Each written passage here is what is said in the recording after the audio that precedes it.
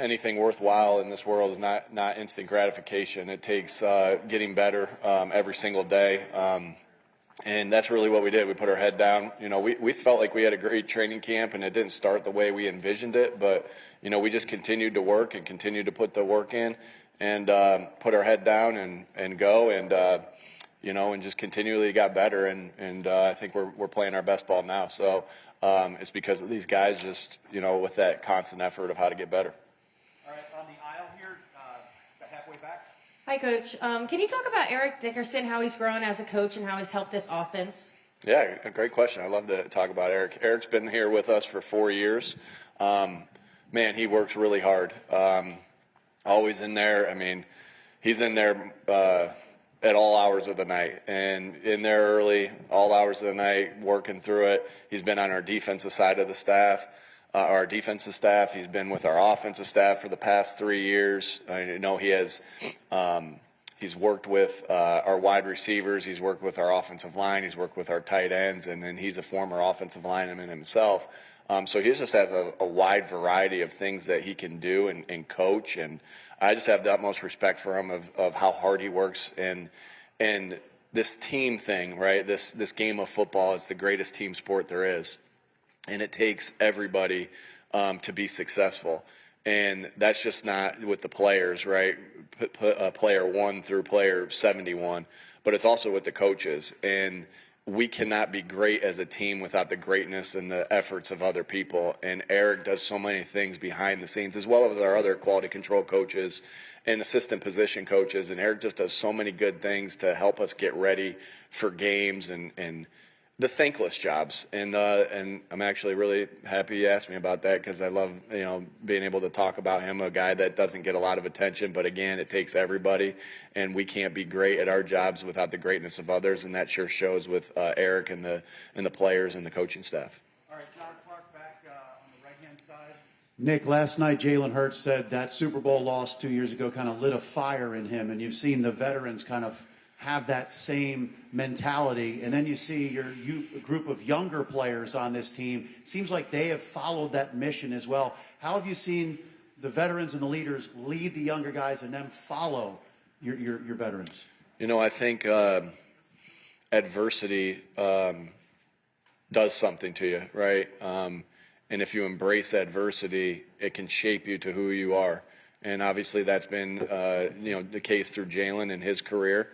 But it is about embracing adversity. This game's not easy, and this game has its ups and downs. And that's how a football game. Seasons have ups and downs. From year to year has ups and downs. Well, that's how a football game goes, right?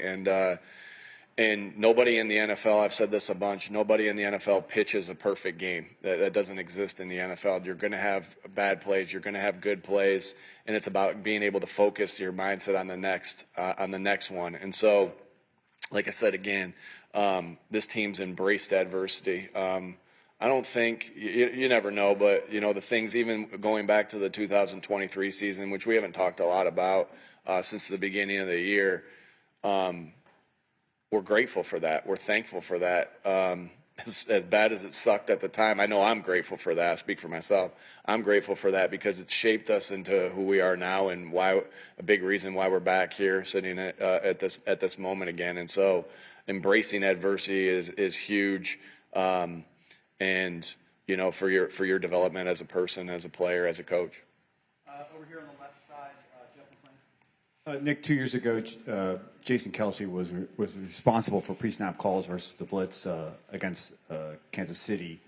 Now that Jalen Hurts is, what kind of challenges does Steve Spagnuolo's blitz packages force a quarterback when he has to throw hot? Yeah, obviously, no matter who's responsible for protection calls against the Steve Spagnuolo defense, it creates issues and challenges. At the end of the day, with a defense like the one we're playing, with the great players that they have, and I just can't say enough about their coaching staff and the players that they have. I have the utmost respect for them, and obviously they've been doing this at a very high level, at the best level in the NFL for multiple years now. But I think what's important in those moments against teams like that is you have to play your rules. You have to be ready to adjust and you have to be on the same page. Now, that's easier said than done. They make it challenging for you. But this is what you prepare for in training camp. This is what you prepare for during OTAs, and meaning you play your rules and you adjust to the different things that are coming at you. And when you're good on offense, my experience has been is when you're good on offense, you watch the tape, you get ready for the tape, but you got to expect the unexpected, and that's the definition of his defense, of the confusion that he creates. So we'll have to be on it. We've had a good week and a half of preparation so far. We got to finish that off to give us an opportunity to be successful against him. We've got Sam Farmer, right side, middle. Nick, I'm interested in your relationship with Larry Karras over the years and sort of what you've drawn from him, how he maybe helped mold you as a coach. Yeah, I've known Coach Karras since I've been 10 years old. Both my brothers played football for him in college. Then I kind of followed in their footsteps and did the same. So, Coach Karras, I have great parents that have taught me so much. And then, you go away from home for the first time, away from those strong parents that I have. And he's like, a dad away from home there. And, it's not just me. There's so many coaches over the state of Ohio. There's so many coaches, from Tommy Manning with the Indianapolis Colts, who played for him, Matt Campbell, Jason Candle. I mean, I could go on and on, all the guys that played for him that he's helped develop us. And I think the main thing, a couple big things I learned from him was that connection, and just caring about his players. I always felt like, how much he cared about me. He was always trying to get me better. And that doesn't mean, I have a lot of stories of how many times I got yelled at as well. So just because, he cares for me doesn't mean that he's not extremely demanding. And I would say that's the other thing, the demand. Just extremely demanding in the detail of the game of football, as a coach, as a player. And when I talk about my core values, as far as, for the Eagles and my envision of when I got the head job of what it was always about toughness, detail, and together. And, I mentioned him being, together and detailed. So two of the three that we really talk about a lot. And I know he's tough as heck, and he had us to be tough. So really all of them, but owe him a lot. And, there's a lot of coaches when you get your opportunity to be a head coach. I was fortunate enough to have a lot of coaches take me under their wing and kind of help me, starting with my dad, my brothers, Coach Karras. I can't tell you how many times Frank Reich, when I was his offensive coordinator, or even when I was his quarterback coach and he was the offensive coordinator, how many times he would be like, hey, when you get in this situation, here's this. I mean, that felt like a daily occurrence. And so just very grateful for all the coaches that I've had that have took a liking to me, or whatever, however you want to say it, to help me grow. All right, front left here, Elliot. Nick, Jeff Stoutland said last night that it was your idea during an OTAs to try Mekhi Becton at guard. I'm curious, what you see in him that you thought he could do it? And then also, he's been a player that after each win this year, it seems like it's emotional for him because he hasn't had a lot of winning in his career. What's it been like for you to watch him go on that journey to the Super Bowl? Yeah, I think we all saw that Mekhi had a lot of talent, and we knew that we were, pretty set there at the tackle spots with Jordan and Lane, and just the contributions that they've made and the players that they've been for the duration of their career. And we had a battling spot there for the guard, and we talked about it as coaches. We talked about it. I talked about it with Howie. Just everything. Every good idea comes from collaboration and communication with each other. So, I can't say that, hey, that was my idea. Stout said that, but I know we came together with that as a staff. And with Howie and his staff as well. Means a lot when. I'm emotional, as you guys know. And so, at the end of games, and I think sometimes when I say I'm emotional, you kind of think of different things, but I can't tell you how many times after a game I'm overcome with emotion, with just everything. And I love when other players are like that too. And so Mekhi and I have had some really awesome embraces after games, and I love about Mekhi that, you know, there's been games where he's just been exhausted and his body just is tired and limping off the field after a score, but had that smile on his face and had that connection with his teammates of, man, I just gave everything up for you guys. I did, and I love that about him of just, man, he's giving it up for his teammates. He truly loves his teammates. His teammates love him, and he's been a great addition, obviously, to this team for this year. I'm sorry, front row right here in the white sweatshirt. Coach Sirianni, obviously you faced this team a couple of years ago in the Super Bowl. Pretty familiar in terms of personnel, but in terms of the way they attack offensively, it seems like things have changed. They were a really high-octane, explosive offense a few years back. This year it's more of a ground-and-pound, situational football. Death by 1,000 paper cuts, as I described it to Coach Reid. What do you see when you turn on the tape, the differences between that 2022 KC squad and this year's 2024, maybe a little bit more defensive-oriented squad? We've played every year that I've been the head coach. We've played Kansas City 21, 22, 23, and now here in 24. And, you know, what I see on tape is I see, you know, just the detail. Again, I have so much respect for the players that they have. They have top-notch players. And then I have so much respect for Coach Reid and his staff of the detail. I think the detail kind of oozes off the tape with the way they run block, you know, with the way they, you know, are always on the same page. I can't tell you how much respect I have for that. But you have to be ready to prepare for everything, knowing that they have one of the best players of all time on the other side with Mahomes. And they can do it many different ways. And so you have to be ready for all different types of things. It's always going to be about stopping the run, limiting the big plays, tackling well, getting off blocks well, coming after the football well. And so we know we'll have our work cut out for us, but again, it's going to be that detail that we have to that, you know, they'll have to match us and we'll have to match them as far as the detail goes, because I see two teams that are highly detailed and highly skilled that are about to battle against each other. All right, gentlemen over here on the left side. Hey, Nick. Hey, Zach. I'm curious, you talked about you're emotional a couple of minutes ago. How has your personality changed, or maybe your approach changed from everything you guys have been through the last 4 years? Yeah, you know, someone asked me about like just the culture and how that, and your core values, how does that change? Well, your core values don't change. It's who you are. It's what you believe in. And so you stay true to that, the toughness detailed together. And I think it's really the same. It doesn't mean you don't grow, but those stay the same. And I think that's the same thing with your personality. It doesn't mean you don't grow in areas that you want to improve on, but if you start to be somebody and act like somebody that you're not, I think the players see through that. You have to be genuine and you have to be who you are, because shoot, I'm in here a heck of a lot more than I'm at home. And so at some point, if I'm not being true to myself while still growing, then they're going to know, you know, that I'm being a fraud. So I think it's just so important that you stay true to yourself and you grow. I ask the players to try to get better every single day, and that's what I try to do as well.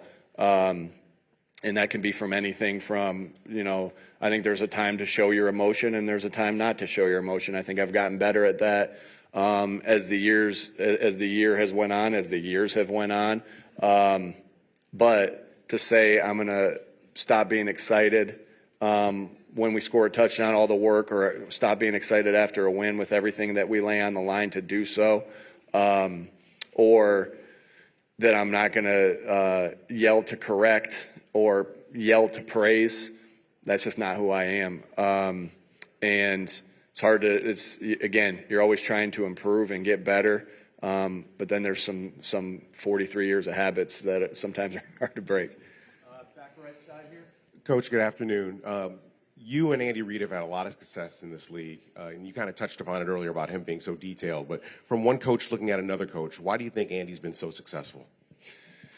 Yeah, obviously I've got to work with guys that have been around Coach Reid, you know, and just hearing his stories of, again, his detail, that that he could coach every position on the field and call the defense, call the offense, be the special teams coordinator. Just how much information and knowledge that he has. I think you can tell he deeply cares about his players. And those are the things not ever have been around him that I can kind of to look and admire, because I do like to study great coaches. And obviously I've looked, I will always ask, hey, what would Andy have done in this situation if I'm talking to somebody that's been around him? And I'll do the same. I would do the same thing with guys that had been around Coach Belichick, all those different guys, because you're constantly trying to learn. So just have the utmost respect for him. I mean, I would say he's had a lot more success. He said we both have success. He's had a lot more success than I have. That's 300 wins is wow. I can't. It's an honor to go against him. To be in a game that I'm coaching our team and he's coaching his team. It's just an honor to be there. And like I said, just nothing but respect for Coach Reid and everything that he's accomplished. All right, we've got time for 2 more. Gentlemen here on the left middle. Congratulations, Coach, for getting back to the big game. I have a 2-part question. Number one, let's talk about your offseason moves with the coaching staff. You added Kellen Moore and Vic Fangio. Tell me how you feel about the way those moves have worked out. And then the second part to that question is, how much has Kellen Moore meant to your offense, knowing full well that he may be on borrowed time, that he eventually will get a head coaching job? Yeah. Obviously, both guys have meant a ton to us. Again, you can't be great without the greatness of others. Coaches to players, players to coaches, coach to coach, player to player. And so both guys have done a phenomenal job. I think, I said this early in the year. I think we've hit, this was during like training camp, and just see the detail that they coach with. Obviously, I spent a lot of time with them, knowing the guys a little bit, and then in the interview process, and then also in OTAs. And I think we hit 2 home runs with those hires there. Anytime, and again, we're focused on this game. Kellen's focused on this game. I'm focused on this game, not really thinking about anything else other than this game, because every little bit of attention that you put into something else is attention you're not putting into what the main goal is. And so, with Kellen, and I know that there's, opportunities potentially, what happens will happen.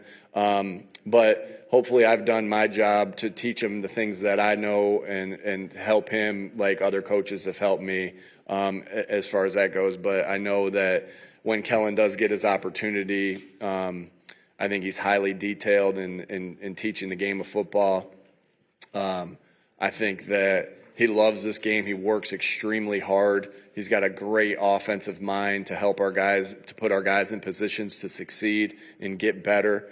And man, he's a phenomenal person, great person to work with. That's so important, right? When we're spending more time with each other than we are with our families, our wives, our kids, it's important that you have good people around. And he, as good of a football coach as he is, he's even a better person. So got a lot of respect there, and for Kellen, and we'll see how that plays out at the end of the year. All right, last question, second row. Bob always, for you guys that aren't normally with us, Bob usually cuts us off, and then I'm the nice guy, and I'll say, does anybody else have 1 or 2 more? So we'll do the same thing there. All right. Hey, Nick. As a head coach, you've got to make a lot of tough decisions. 2 things. What do you expect out of players after you make that tough decision? And I was thinking of Jalen Hurts, who was benched in a national championship game. He's come all the way back. What do you think about that, how he's reacted to a tough decision? Yeah, you as a coach, it's really important that the job description is very clear. Here's what the job description is. Here's what it looks like when we're meeting the job description. And I'm talking about plays on the field and off the field. And here's what it looks like, what it doesn't look like. And you have to paint that picture, and everybody's held to the standard of what that looks like, and you coach off of that. In head coaching profession, there's not a handbook that says, hey, here's exactly what you should do in this situation. Every situation's different. Every scenario is different. You may have handled a situation similar one time that you're going to handle differently the other time. You're always and constantly thinking about what you can do for the betterment of the football team. always. And the individual that you're making the decision with, you're always thinking about that. And sometimes that's going to be, again, sometimes decisions are 50-50, and that's leadership. Sometimes half the public or the team is going to agree with you. Sometimes the other half's not, right? But that's leadership, and that's the choice we made when we entered this profession. As far as your question about Jalen, I think, again, I mentioned this earlier, that we all have these moments in our life where we have adversity. And again, adversity is not going to hide from, it's coming after everybody. No one's hiding from it. And it's about how you respond. It's about how you react. It's about embracing that adversity, knowing that when you do that, it can help make you better. And so look at Jalen, he's such a winner. He's won everywhere he's went.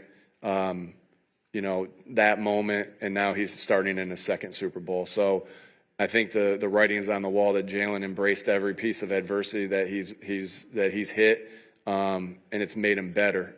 Again, you can ask him about all that, but I just see a guy that does that, obviously knowing his story, and then I see a guy that does that in the midst of each game. And you have to be able to do that at the quarterback position. Shoot, you have to be able to do that at every position in the game of football. And so just admire the heck out of him, how he embraced that adversity, because, again, it shaped him to who he is. All right, left side here, second row. Hey, Coach. Good afternoon. Speaking of Jalen, based on how efficient your passing game was in the NFC Championship, what did you learn about the capabilities of your passing offense going to this one? Yeah, just like Jalen says, just because we don't do something doesn't mean we can't. We'll win we're going to look to win any way we can.